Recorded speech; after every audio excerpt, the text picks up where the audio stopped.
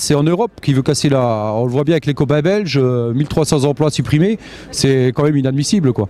Donc il a bien décidé de supprimer toute la sidérurgie en Europe, et ça on ne peut pas l'accepter. Donc on est venu lui montrer notre mécontentement, et c'est que le début. On en veut aussi à notre gouvernement français qui nous a trahis.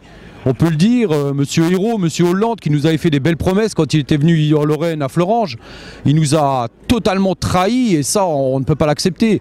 Il a fait un accord avec Mittal qui est complètement scélérat, c'est un accord scélérat, et ça, on ne peut pas l'accepter. C'est Mittal qui est tout bénéficiaire là-dedans. Il continue à toucher de l'argent de l'État et de l'argent de la communauté européenne, et nous, on reste sur le carreau, il ferme nos usines, et nous, on ne peut pas l'accepter. Il y a des milliers d'emplois, des milliers de familles qui vont rester sur le carreau à cause de ce monsieur-là.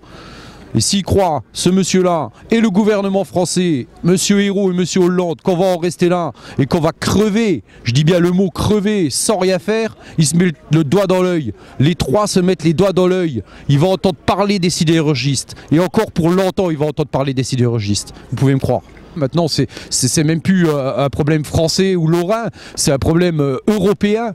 Donc il a bien décidé, il va falloir maintenant voir avec les copains de la Sidé Europe, se mettre d'accord et puis faire des actions beaucoup plus revendicatives et attaquer les gouvernements qui sont d'accord avec cette politique. Et ça, on ne peut pas l'accepter.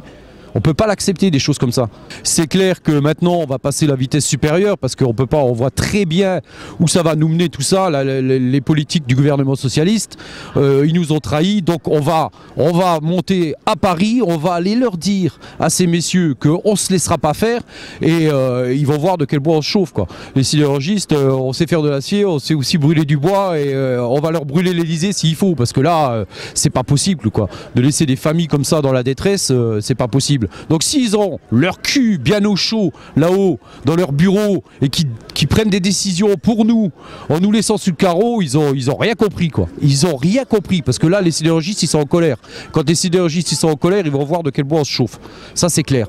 Et s'il faut aller à Paris, on ira à Paris et ça va leur faire tout drôle. Certains avec qui j'ai pu parler ont dit qu'on est dans un climat pré-révolutionnaire. Qu'est-ce que vous en pensez? Mais c'est clair, les gens, à force, il y a des licenciements partout, ça licencie dans toute la France.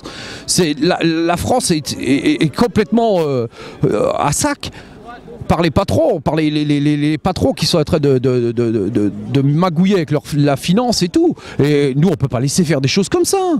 On ne peut pas laisser faire des choses comme ça. Donc un gouvernement de gauche qui cautionne une politique comme ça, c'est pas possible. C'est pas possible. C'est clair. On ne laissera pas faire. On ne peut pas laisser faire. Ils veulent nous crever, on ne se laissera pas crever, c'est clair.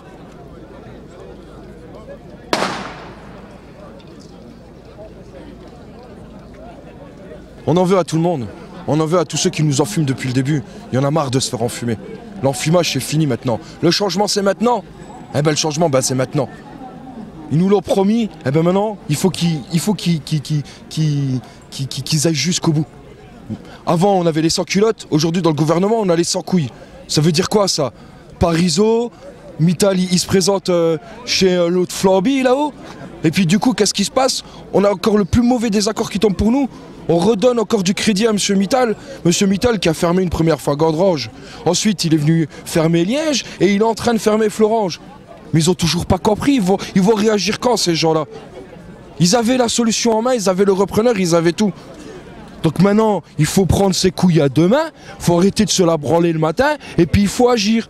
Donc Monsieur Montebourg, si vous me regardez, Monsieur Hollande, si vous me regardez, et Monsieur Ayrault, si vous me regardez. Moi j'ai une phrase qui me vient en tête qui dit « L'union fait la force et la misère la divise ». Mais on ne se laissera pas aller dans la misère et on ne se divisera pas. On est tous unis dans la lutte. Parce qu'il n'y a pas que nous. Chez nous, il y a les Fralib, chez nous, il y a les Goodyear, chez nous, il y a ceux qui font le thé, il y a les Doux, il y a tout le monde.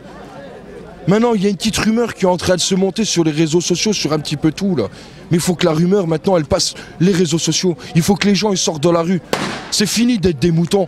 Maintenant, il faut arrêter de reculer, il faut avancer. La tête haute, le poing levé, on sort les étendards, on sort dans la rue et on se bat. On lâchera rien. Ouais.